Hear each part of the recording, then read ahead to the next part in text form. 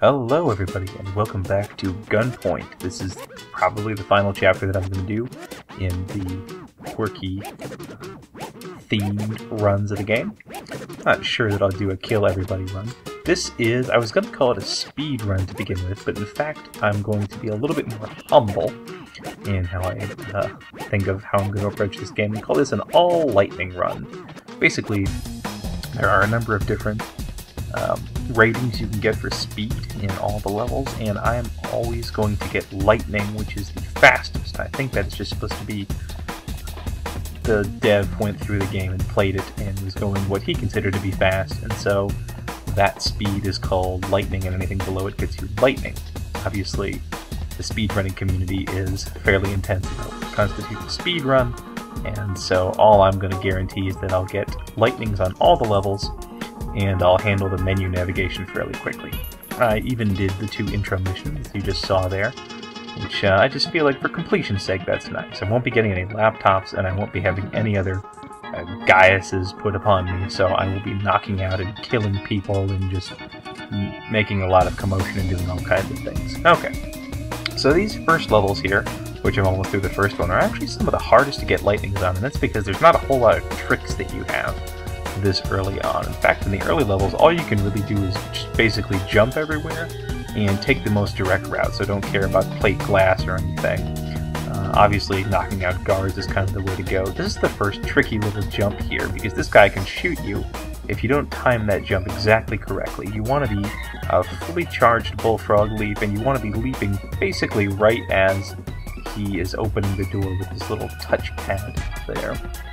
I'm going for the same buying stuff as usual. I think there's probably a more optimal way to purchase all of your stuff than what I'm doing, but it's just charge speed first, followed by length, followed by battery life if I have any left over, which I will at the end. Again, some of this early levels are just, it's a little bit of an annoying route. I wish there was a plate glass on that top floor there, but there's not, so we do what we can with what we have. That's what it means to be a private investigator. This level is a little bit trickier if you don't recognize that you can do the electrocution thing there.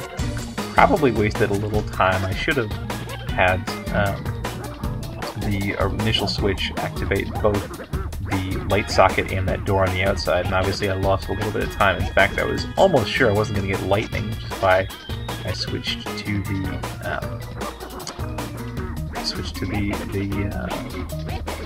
menu there, but I did, so that's fine. The trick with this level is you're going to want to wire up everything, so remove everybody else's ability, all the guards' ability to affect the lights by taking off all their codes to light switches, and then make sure when you're doing your run of electrics there that everything instant happens first and everything which is timed happens last. The only thing which is really timed there is the elevator showing up. It kills me to waste time hanging up there like that, but we do what we have to, I suppose. Yeah, as I was saying, the only thing which takes time is the elevator, and if anything else, if any of the other circuit is depending on the keypad for the elevator activating, you'll have to wait until it gets all the way up to the top for that to activate, which is quite annoying. Okay, we are all kitted out for bullfrog charge speed, and now we can get on to length. These early ones are, we haven't really come across any of the really tricky levels. There's 2 or 3 which are very tricky to get lightning for, and I think they're just delicate matters. There's probably, like I said, some glitchy, insane speedrun way to do it. I've watched a couple speedruns that I think are pretty good and pretty interesting, but I will be using some glitches in the later ones. But for now, as I say, it's just know the buildings, know the route. I mean, you're going to want to go through these a couple times. It's kind of a shame. They let you go back and play the levels at the end of the game, but you have to go with all of your upgrades, and believe me when I say the routes are quite different. Incredibly different, in fact. Okay, this is one of the toughest levels, in my opinion, to get lightning for, just because with the route that I'm taking, which is probably ridiculously non-optimal, I'm sure, that's just a very delicate thing. Now I hook up this switch to open the 2 permanent doors, and then both the camera and the downstairs switch to open that timed latch like it is, so that all the doors are always open as I pass. I should have bullfrog jumped there. And the timed door has 2 openings so I can get in and get out. Anyway, that got me the lightning that I wanted, but it was a little touch and go, as I say.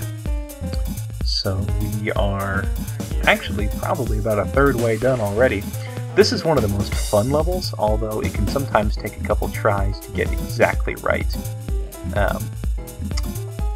The first part here is a little bit of waiting around while you wait for the guards to go back and forth, and I bet if you ran it and timed it just perfectly, you wouldn't have to do a lot of this waiting, but that's as it may be. So now that we're up here, we want to get this jump exactly right because we want to be leaping up and down, and we want to be leaping exactly when that guard goes over and touches the kit there. And there we go, very good. That gets us all the way down. I wasted a little bit of time here remembering what I was going to do. That's turning off the lights so the guards don't see us as we leave. Once we get back up to this unlit top floor, we are basically made in the shade with lemonade, as they say. That was even a little bit lucky because I clipped the edge of the skylight there, which didn't need to happen, but it kept me from bullfrogging too far. I'm not quite good enough to do that reliably. I could get Death Fluke, which is going to be something that I'm going to want in this game. And here we have the worst slowdown. I'm sorry about that. Just my crappy little laptop can't quite handle fraps all the time, even with a simple game like this one. But it passed quickly, so I didn't abandon the run or anything like that. This is another level which this is probably my least favorite level in the game, and it's only because it feels really unnecessarily circuitous. I don't know, it just makes you run back and forth a whole bunch.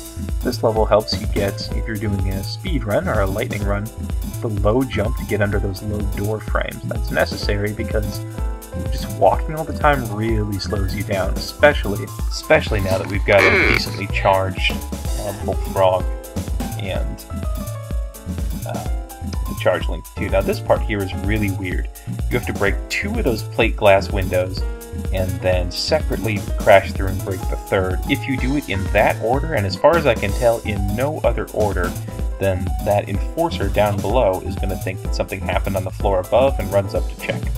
Not sure quite what the deal with that is, but whatever. It also causes the guard on that floor to run up to the next floor, and that was the one we knocked out with that door there. And honestly, much of this level can be circumvented. This is one of the levels that I enjoy more, although I wish I was better at jumping between the floors like that. Because you can get away with breaking almost all the level if you know exactly what route to take. So that's just a real fun one for me. You get more stuff like that as the game goes on, where you can break the levels just a little bit more. And I enjoy it. I certainly do.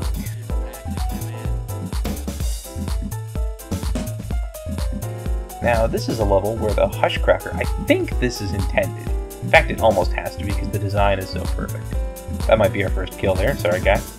But if you Hushcrack, then you can get behind that guard. Here I am wasting time not getting the circuit box there.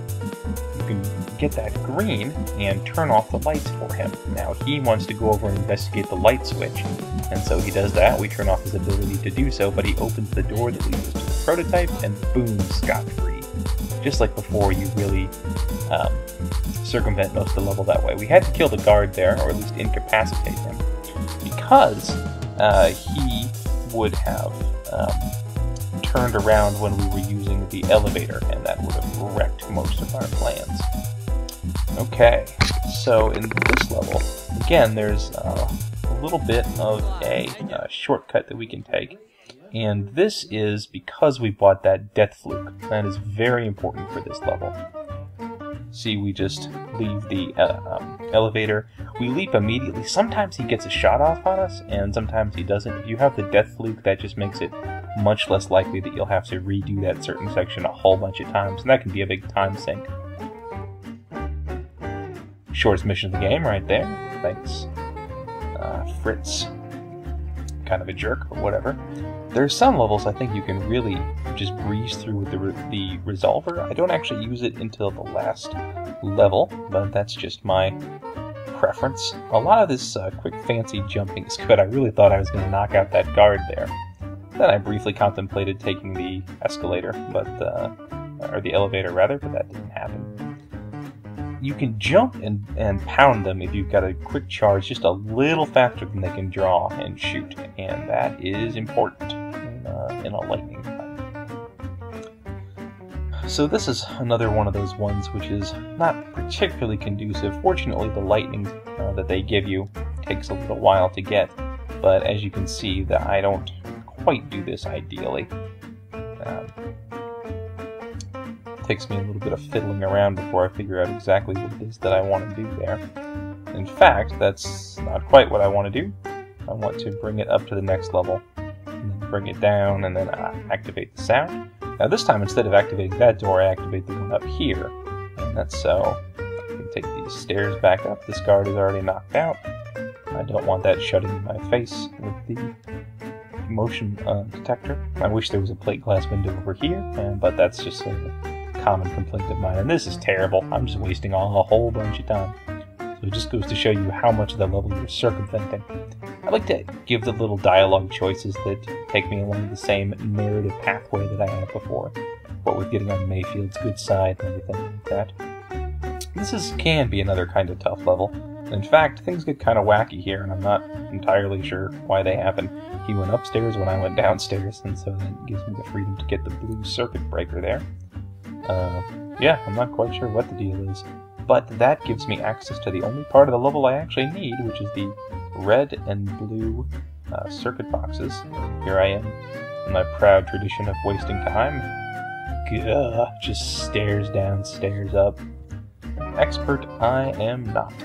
But that's the point of these. These are a little bit rough. Anyway, we wire up everything that we need to. And now we're going to spend a long time. If I had truly been pro-ice, I probably would have called this elevator earlier, so that it would have been coming while I was downstairs doing my various things. But anyway, good enough for lightning is good enough for me. Okay, we've got everything that we need. Basically all this other stuff, crank spasms and long shots, I don't actually have a use for. I bet if I went through and really did things well, then there would be a good way to do it. Now that's sort of mean, but that is really the only way that I have found to reliably do this level fast. You can actually do a thing where you just ignore everybody and leap around, but they get like 5 to 6 shots off on you, and even with the death flute, the odds are that all those are going to miss you is pretty low. So doing that little jump and knock off is the only real reliable way to do it. Here, I didn't like the way that started for some reason. I guess I didn't think I did it fast enough, so we went back to the beginning, but I liked it the second time. I'm doing this post-commentary, incidentally, because I was just gritting my teeth and concentrating when I ran through the first time, because I wanted to provide all of you with a high level of entertainment. This is another one of those kind of annoying things. There's really nothing for it but to go down and up. I have no idea what I was thinking right there. I needed to just go down and go up in a hurry.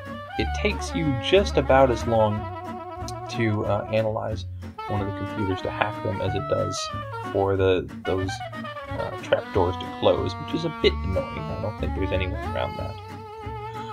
And there we are, getting Mayfield on our good side. In that way that we do. There will be one big difference this Let's Play, and that is that I won't be aligning myself with Melanie Rook, but rather with Jackson this time, her sort of slimy husband. I could pretend that that's to give you guys sort of a narrative twist on things, but honestly, the real reason is because in the run I used at the last level, I just don't want to deal with Hightower.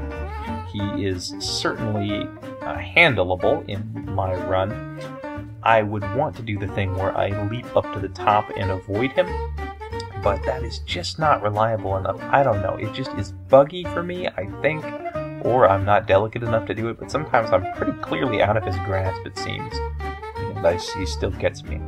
So this is another one of the levels that's quite hard to get lightning in, for me, just in the way I run it. And this is another level where, it's hard to feel sorry for that guy. I mean, I wish I could, but I guess it's a darkened room, but still, he does kind of walk into it, and he will continue to walk into it, even if the room is lit up. There's nothing you can do to prevent that man from suffering because of his own stupidity. Now, there's probably a more optimal way to do this thing, but I keep it the way it is because, frankly, I just really like this trick. I don't have the circuit box I need to open that door, but I can do a physics miracle and push that big guard through there, turn off the light, and he will go to turn on the light, which involves opening that door right for me. Now, if I had got the purple, I could have opened that door over to the right and just jumped right out. Since I don't have it, I have to kind of make my way back to the beginning of the level, but quick enough to do it with lightning, so no harm, no foul. Okay, I don't like you, Jackson. You are a jerk, so I'm sorry that I worked for you. I do like that you can return your batteries and not screw yourself out of the gate crasher. And here we are at the big finale, and we chug a little bit more, but then we keep going. This is a fun little trick to get rid of this agent. Normally he's positioned watching you, but you can jump at just such an angle that he comes to investigate you, and then deal with him that way. Alright, now here we go for this 3-agent thing, and I deal with them with some sleuth diplomacy the old-fashioned way, just blowing them right away. The real reason I don't want Hightower around is, even if I didn't mind the idea of redoing and spamming his little attack thing several times, the game always restarts you back to right when you first drew your resolver, which is kind of a long time ago. And I don't like doing that with my lightning runs, but that's it. That's lightning on every level. Thanks for watching, everybody, and now you know how to lightning Gunpoint. See you next time.